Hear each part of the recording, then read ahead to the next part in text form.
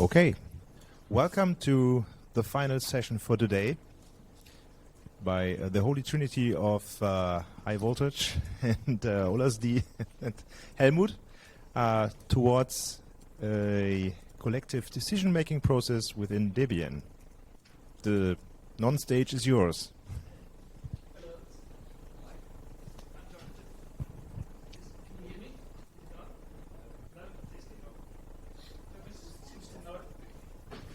Two. Hello? Hello? This one seems better. Okay. Yeah. Okay, well, this is Helmut. I'm Jonathan. That's OLSD, and my headset seems to work. Sounds like it's a bit loud, Toby. Okay. So we're on Gobby. There's a Gobby link on a projector if you want to join and help edit and take notes. If you can, that would be very appreciated. It's just gobby.debian.org. Mini-debconf Hamburg 2020-23, collective maintenance. That's OLSD right there. Yep, and Helmut right there, like I just said. How do you want to kick off? Shall we read the synopsis that OLSD wrote? Or? Yeah, I guess I can read what I wrote. Right.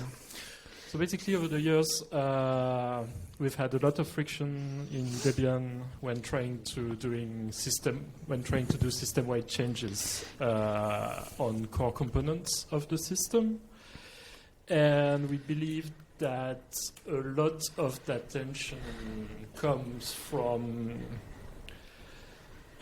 this is tension that accumulates and accumulates and accumulates. And one of the roots of this tension is that a lot of these packages are maintained separately and with strong maintenance, either teams or strong maintainers, individual, or strong individual maintenance teams, which is kind of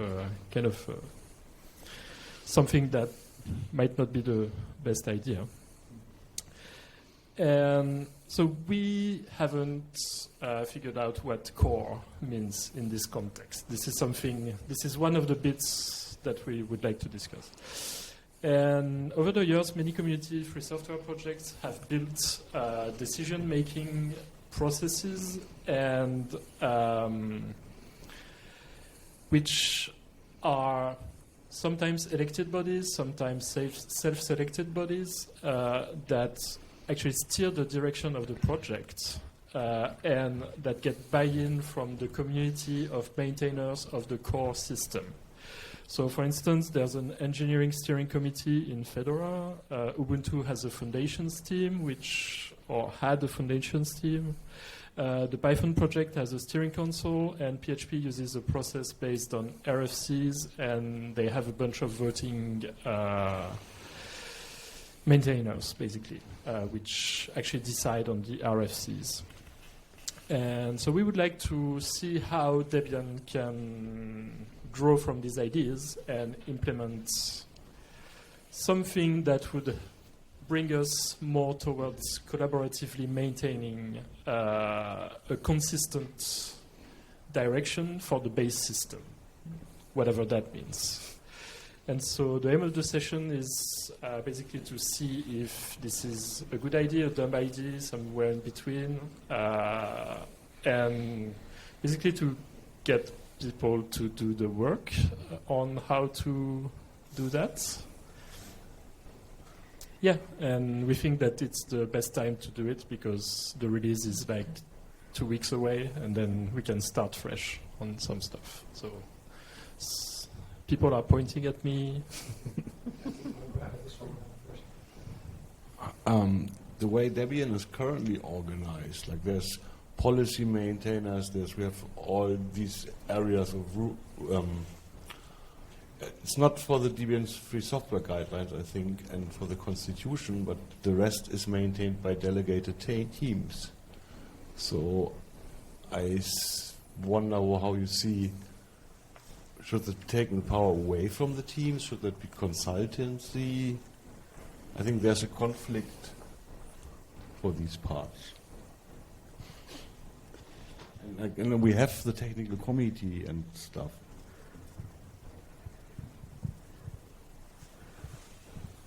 I'm not experienced with how the other projects do that, but can you comment, or do we know how they resolve the point of that such a committee or team sets the guidelines and other people have to execute the things while they're still volunteers? So how do these things get resolved?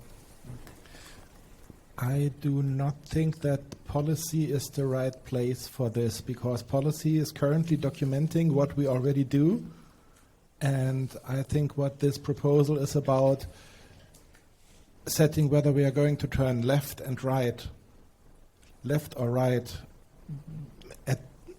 while at the moment policy is like writing 6 months ago we decided to turn left. Those are decidedly different things.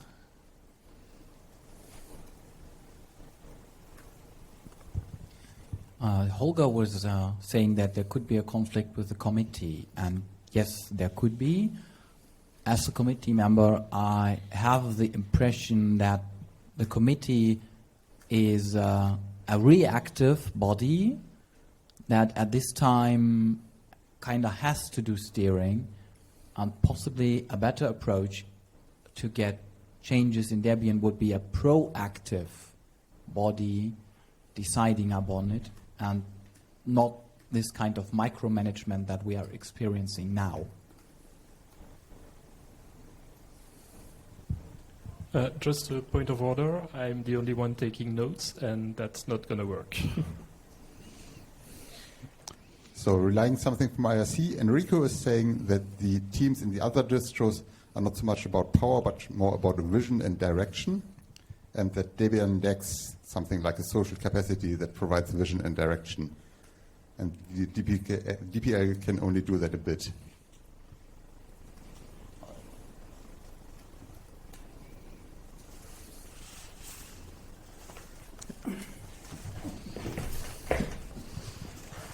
I also think it's not about policy or strict rules, but more than a vision.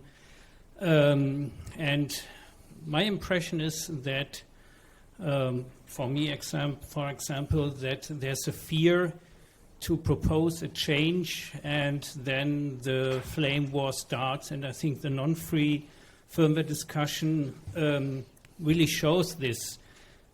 We should have done this years before, but no one wanted to go in front and say, oh, let's do this. This is a very good idea.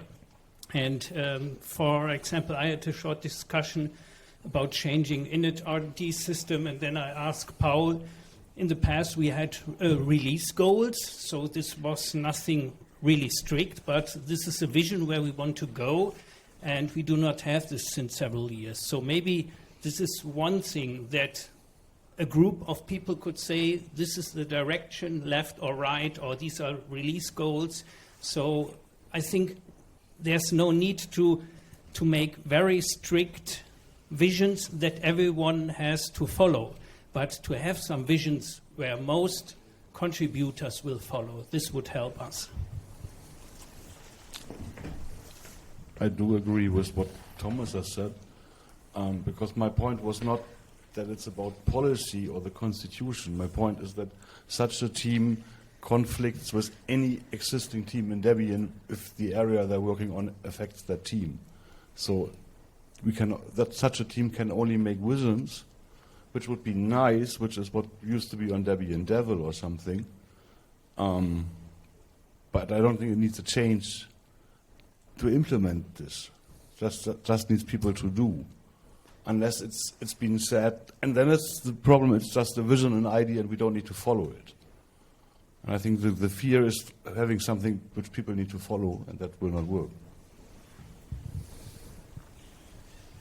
I think that our public perception is that Debian takes technical decisions by a very small group of people who might have an agenda, and having an elected or delegated body like the team we are discussing, this political Geschmäckle this political side is probably has a chance to go away. And I think that it would be better to have in the press Debian decided to do X instead of two people in Debian decided to go this way and the project had to follow.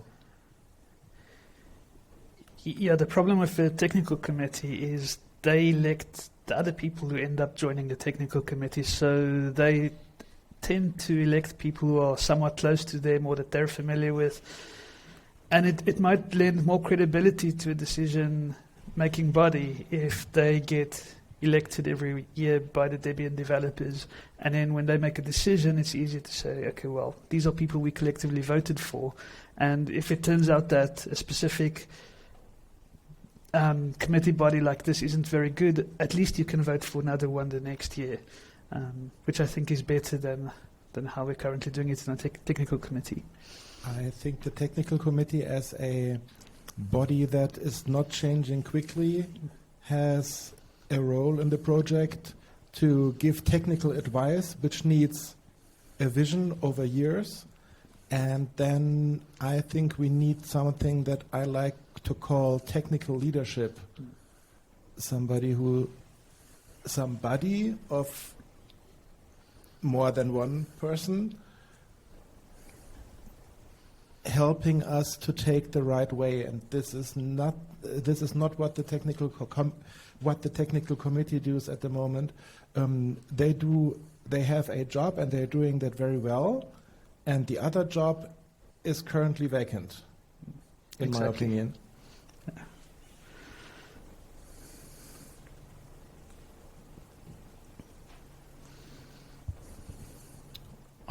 Thanks, Holger, for raising important points. So I think you said that if we have a team deciding upon direction in some way, they would be in conflict with who does the work, and we cannot force them. So in effect, the only practical solution to this problem would be empowering that team to actually do the work. No, you can also convince the community that this is the right thing to do. Well, we tried that for a while. While we are trying it, it's still all. So how about actually having a team that is empowered to implement the changes it decides upon? I think that would be a huge change in culture in Debian, and maybe it works. I'm skeptical of this, and I'm thinking of other ways to change culture, like this hard package ownership. My package is my castle. I think it's a problem, but then it's also, where does this lead to? Oh, I think user merge is good, so I will touch 500 packages, and 500 people will be happy, hopefully. To give one example. But maybe they are, and it's great that you do 500 changes.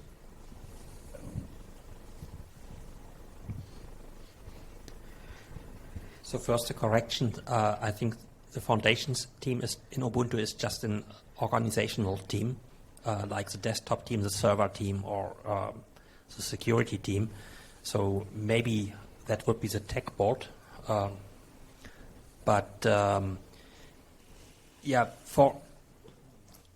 would like to know some concrete examples of changes that we are talking about. And I have some in mind as well, like enabling LTO, so link time optimizations in Debian, as it's done on SUSE, Fedora, Ubuntu, and other distros. I would like to see that some more hardening flags are implemented. There are bug reports for that.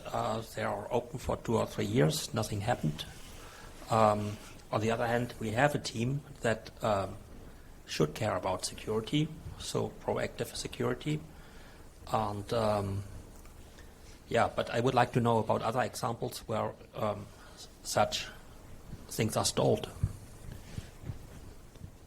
I know that it is hard to compare Debian to Fedora, for example, because Fedora has much more contributors who get paid for doing their work. But when Fedora decided to go for systemd, it didn't take more than a year for all init scripts to be gone. And when did we take the decision for systemd, and how many init scripts do we still have that actually get used because the package did not grow in a systemd unit in this time? This is, for example, something where we just have been horribly slow in accepting our own decisions. Our decision was to keep support for non-systemd. I don't like it, but that's our decision. Yes, I'm not advocating for the init scripts to go away, but I'm advocating for packages to grow systemd units. Yes, but then you can, okay, this is an example, then you can do it, and this is what we did in reproducible builds. We filed over 3,000 patches in 10 years, and one of these 3,000, whatever, 2,700 were taken by the maintainers, but we've also done 300 NMUs, and we will do more NMUs. We will just NMU. And if you don't like to be NMU'd by us, then reply to the bug. I think Mark's point was more that having a service file for every init script that we have rather than removing them. That would be the point. Okay. Relying again a question or a comment by Enrico, I wonder if we have to see a problem that we have in that maintenance of core packages as we have now is mostly in live support of occasionally work bursts and wouldn't have a capacity, energy to embrace a vision that does not come out of self-motivation. If I'm barely copying and maintaining this core package and someone comes and tells me it'd be nice if we want to that way, I'd probably freak out. Yeah, and I think this is one of the things that made me have the idea of scheduling this session, is that I feel like a lot of the maintainers of whatever we want to call the core components of the system are a bit maybe alone in their task, separately alone in their task, and maybe that's not a very good position to be in. You have this huge weight bearing on your shoulders, and so having some more collective responsibility on these packages might be a good thing to work towards. And yeah, it's I guess it's easy to see that this might be desirable. It's much harder to see how we get there. And so, yeah, this is something that I think is a good thing that we are discussing. Maybe a very weird idea, but could we make a strong maintainership or ownership of packages opt-in instead of opt-out? And we have the low binmu wiki page now for how long? How many people are on there? I think that's a big bunch of people. Anybody can fix my packages. My hope in this regard is the Debian janitor, because that makes it acceptable to just upload packages with sensible source changes and generally makes NMUs more acceptable. So from my point of view, not talking about IRC now, I think it's really special with Debian that we have these maintainers which see their role as being the only person being allowed to do changes, and sometimes it's a good thing and sometimes it's a bad thing. And relying to what Enrico said, that they may say, oh, that's too much to do, I freak out. Maybe we want to give service support, that maintainer can say, this is a good thing, but I don't have time, so maybe we find someone else, and we have that as a team ready to do things. So we have both, maybe strong maintainership and as well giving out tasks to a team.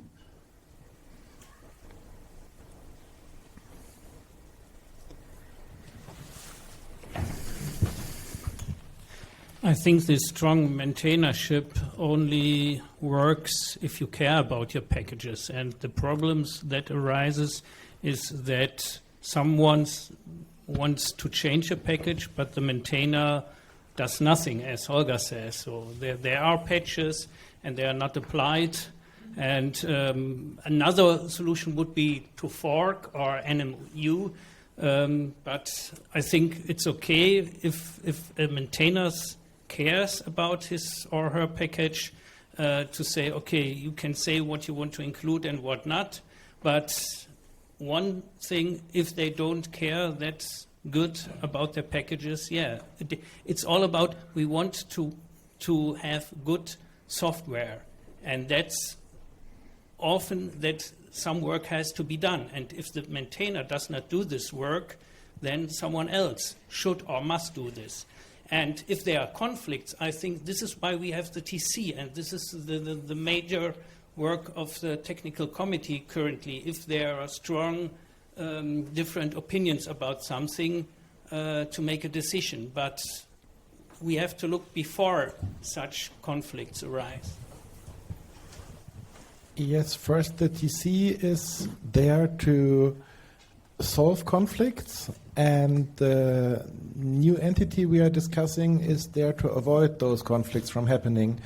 And if we are going to touch strong or weak maintainership, then we should do this on a package level, like in the control file, low NMU yes or low NMU no, because, for example, I do have packages that I only package because I need it as dependency for one of my other packages, and I do care less about those packages than my sheep packages. But why should the maintainer decide if he wants low NMU or not? If there's a change that has to be done, or a group of people say we want to do the change in this package, why do we depend on the mood of the maintainer if he says low NMU is okay or not? Switching ownership to default opt-in and opt-out leaves the final decision at the maintainer. So this is not changing anything at the problem, because somebody who doesn't want to certain changes can still say do not NMU this package. So switching the default wouldn't help here. Again, relying something from IRC, from Toby, back in the room. So he's promoting to do more ITS, so intention storage, and also use collaborative maintenance in the Debian group on Salsa, so everyone can edit them. I learned this week that some people don't know that /Debian on Salsa is basically Colab main, so we maybe should promote that a lot more. So as I'm neither a DD nor a maintainer, I have some sort of outside view, or actually I lack the details, the internal details. But from my perspective, it seems to be one of the key aspects seems to be to work more on things like the janitor, because it allows, it does take a lot of easy or automatable work off of maintainers, so they can focus on like the harder problems and don't have to use their time for just time-consuming easy processes. I think someone said recently many people just solve the same problem over and over again for their packages, but they can maybe be solved in a more general fashion so that they can use their time for something that's either interesting or more difficult to solve, or where you need to discuss with people, etc. So I think in IT generally people talk about the pets versus cattle idiom, so that you, in some aspects, you probably need to treat packages as cattle, where you just do mass changes in an automated way to just have more time to focus on important stuff.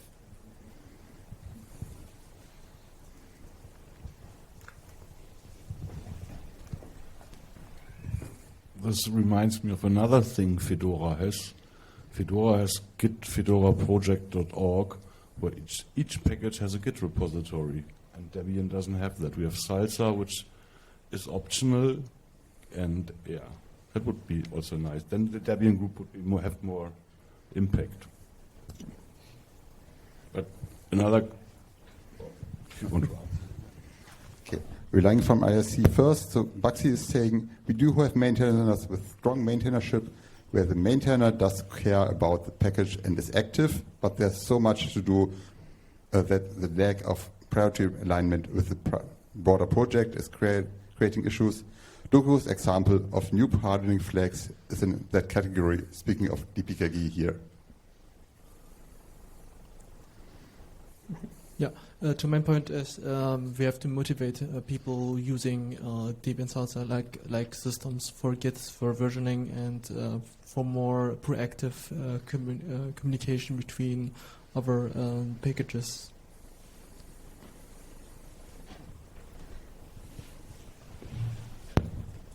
So I think that Salsa is kind of a special case of a broader issue, and that is that maintainers usually accumulate certain knowledge about their package.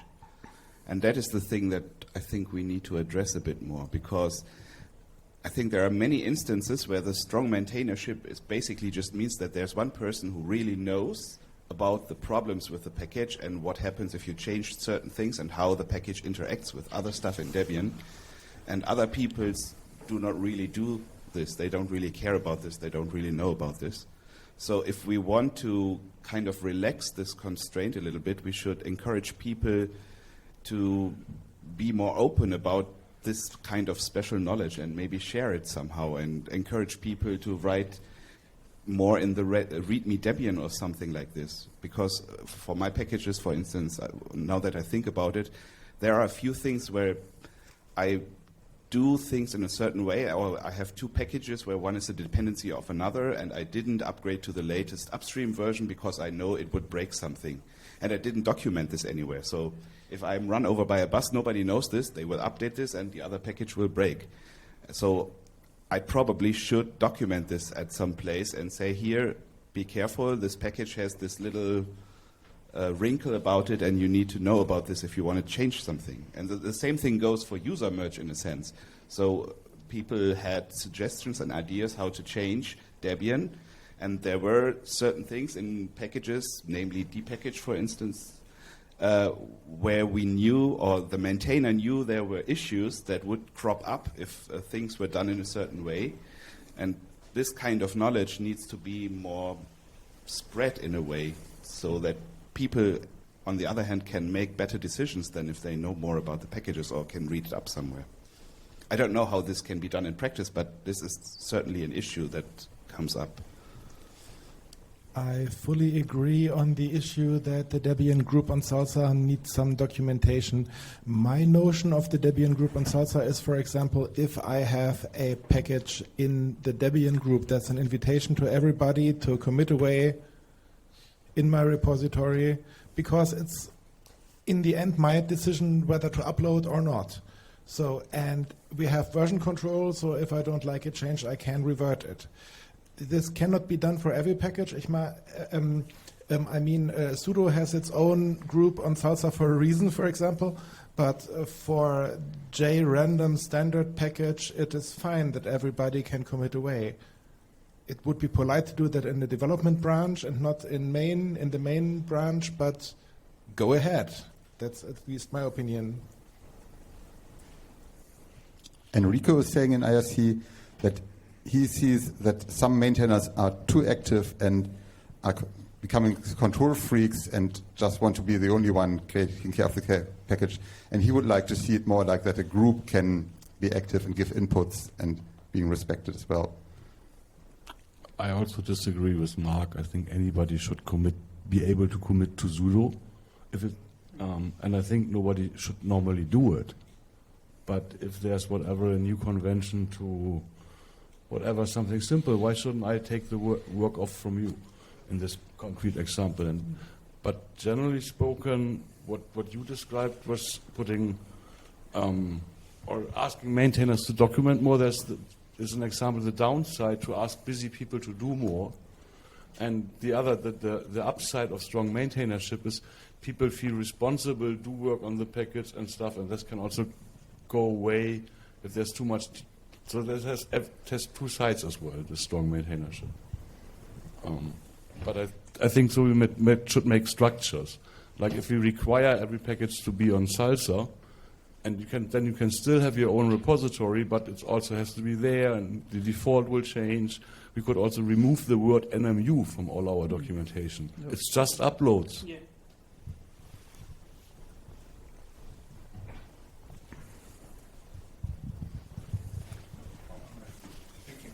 Thank you very much. I want to say something for you. Hello? Near enough. I want to say something about the bus factor. I think the only way to bump up the bus factor is to collaborate. But to collaborate means that there's maybe a need for another culture.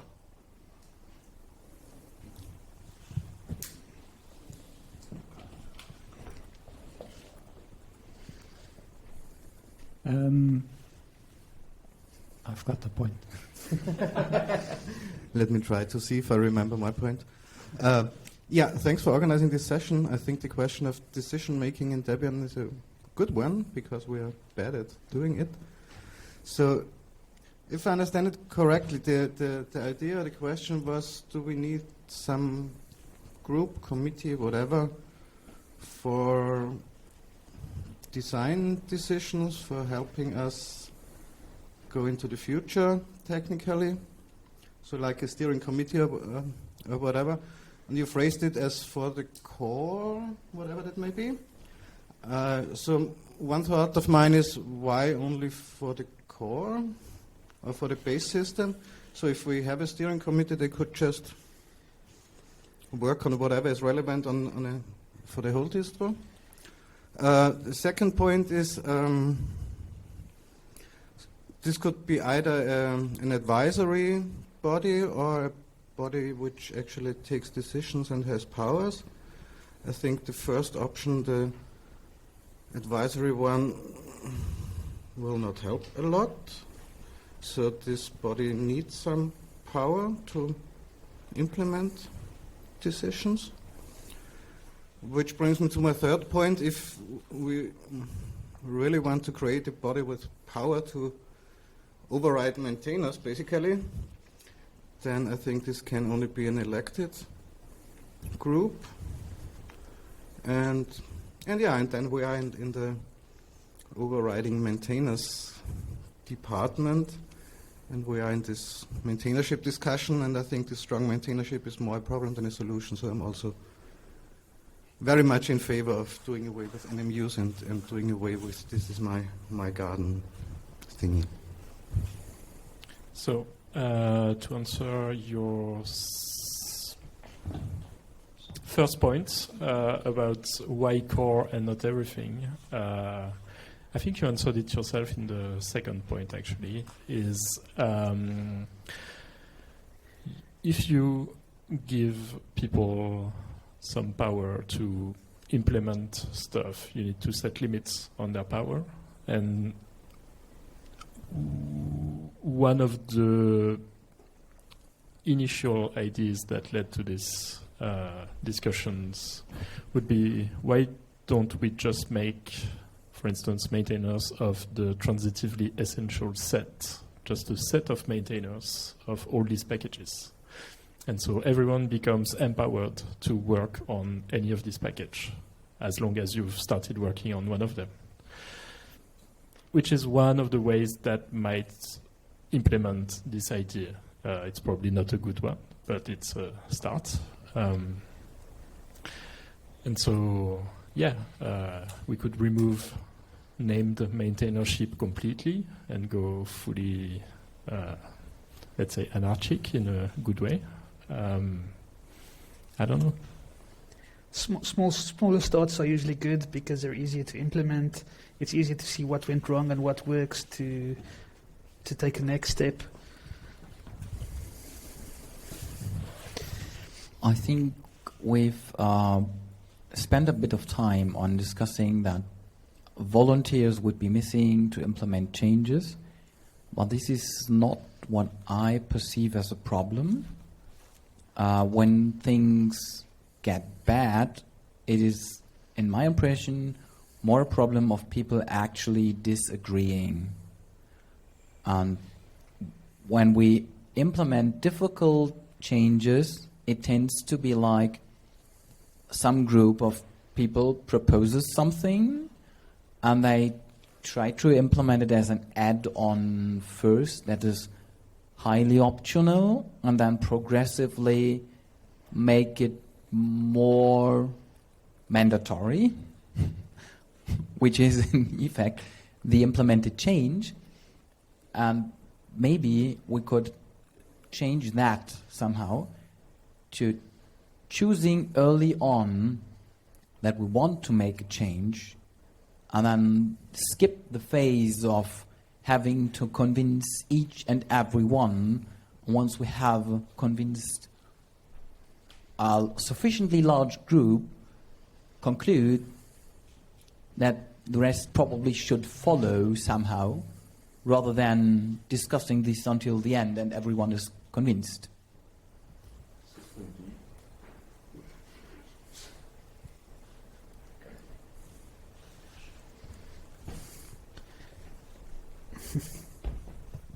For those without, I said System D as an example where we convinced the big majority that this is the best in a system or whatever, and still there are some who have other visions. And it's fine, like Xorg was the best system and then people did Wayland. But it makes us very slow in adopting change, and this slowness is painful. The slowness is a feature. Debian releases too often.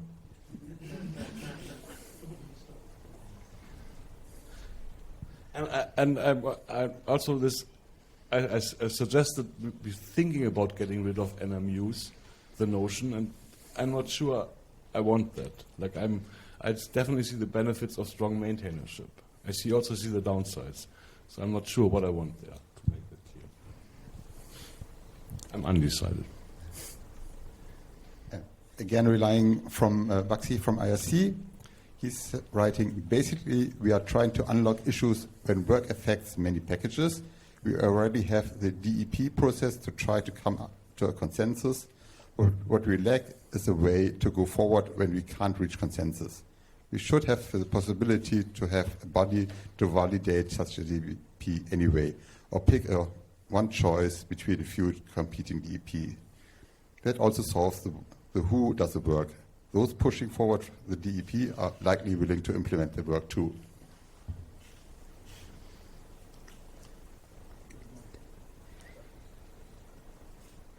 Yeah, I agree. Someone should do the work. Sorry, go ahead. Oh, you want to continue? I agree with along the lines he said. Someone should do the work and should be able to drive that. It should not be the DPL. But it helps that there's a group of people who have been elected in the last year or so who's willing and able and empowered to drive decisions, to suggest decisions in whatever framework we have for them, and to find ways to make it happen. And if it's not possible to make it happen because there's not enough people to do it, then of course those decisions should be put on hold until they can resolve that as well. But I do think we need someone, a small group of people, to be able to drive that. Otherwise, like the DEP process, no one's using it at the moment. I haven't seen one in a, well, yeah. Yeah, go ahead. Yeah, I'm very convinced that a strong versioning type like everyone can collaborate is a big value option. There everyone can commit into, like on Salsa. And I'm also working on other distributions there, where other, like Fedora, for instance, and Gentoo, we have also a Git hub and GitLab, where everyone can commit there, and also OpenWiki, where everyone can writing there what they're missing and commenting there. And there are also like commitment rights, so everyone, so only certain people can accept the Git push and the changing. So it wouldn't be a big problem if that would be if everyone can making changes to a maintaining package, even though.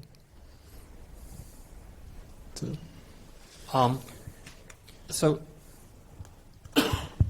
I'm not sure. Is this really a problem where a package maintainer in Debian has a separate upstream and a native Debian package? Because normally, if you have a separate upstream and the Debian maintainer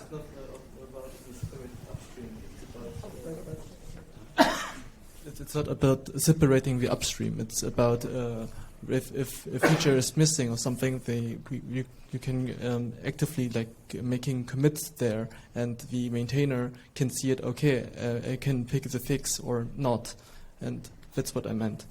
Not actively forking or anything. I wasn't relating to your contribution. Sorry. No, but. I think I see more problems where people within Debian are making decisions on their own, and I see an upstream as a corrective, how do you say, instance? As a corrective instance, and so when you only have the Debian people, you don't have some corrective instance, and it's not limited to native packages, but also to teams within Debian. To pick up one decision, I didn't like the introduction of bin-NMUs by the release team, because it broke multi-arch stuff. Up to today, we don't have any auto package test runs on bin-NMUs and stuff like that. So I think such decisions are not questioned when you have nobody within Debian to consult or to ask help for. Just a quick reminder, we are nearing the end of the session, and we should look or aim for a wrap-up soon. So Raphael mentioned the DAP process as something we've been trying, sometimes successfully. What would happen if we were to take DAPs and do GRs on them? It would be a little bit annoying to do GRs every so often. So maybe we could have a sub-team of Debian to vote on DAPs, to not have everyone vote, or have a lower quorum for DAPs or something like that, but in the end have the people proposing it being empowered to implement if accepted. Would that be something that would improve our situation? It sounds good, but I think we need a smaller version of a GR as well, because that's what I was trying to say. GR is too big, but something like having a lock-in on a DAP, and that way empowering the people doing it. Yeah, you may do it, and that may mean overriding maintainers. I don't think GR is too big in this case. I think GR is not really a bit. The discussions about the GR are more annoying than the voting. Maybe Q might disagree, but to have this other example, we have had a GR to publish private. It was voted in favor yes, and it was not implemented. So voting for DEP 23 and saying yeah, it doesn't make any change. But I agree we should vote on DEPs or improve the DEP process further. I think it's a good process, and it's used, I disagree. So maybe have GRs more often makes them less painful? Yes. Making anything more often makes it less painful, because if you do it often enough, you make it less painful. I tried that with bootstrapping.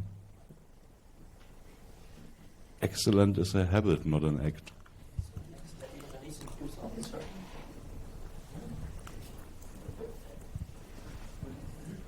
So I'd say making painful things more often is a good wrap-up. And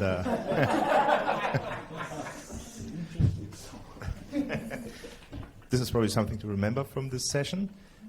We probably all need some fresh air and should wrap up this now. Thank you, Helmut, High Voltage, and Others D for bringing up this session. And thanks everyone who participated. And I guess that's it for today. And we'll have dinner soon at 7 down in Cantina. And we'll start tomorrow with more discussion sessions at, I think, 10. So time for a breakfast and have fun tonight, whatever you do. Thank you.